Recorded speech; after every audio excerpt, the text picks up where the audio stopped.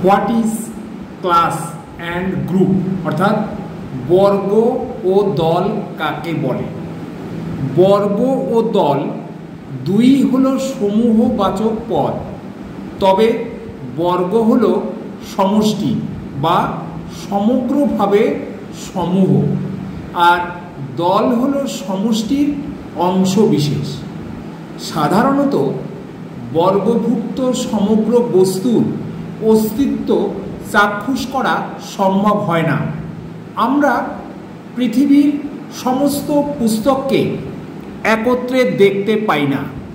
যা দেখি বা একত্র করতে পারি তা হলো পৃথিবীর তাবৎ পুস্তক সমষ্টির একটা অংশ মাত্র। সুতরাং বর্গ হলো সমগ্র দল, বর্গ হলো সমগ্র, দল হলো বর্গের অংশ। যেমন ফুল, লাল ফুল, দুটি পদই বর্গ সূচিত করেছে, কিন্তু এক রাশ ফুল, এক গুচ্ছ লাল ফুল সূচিত করছে দল। Thank you.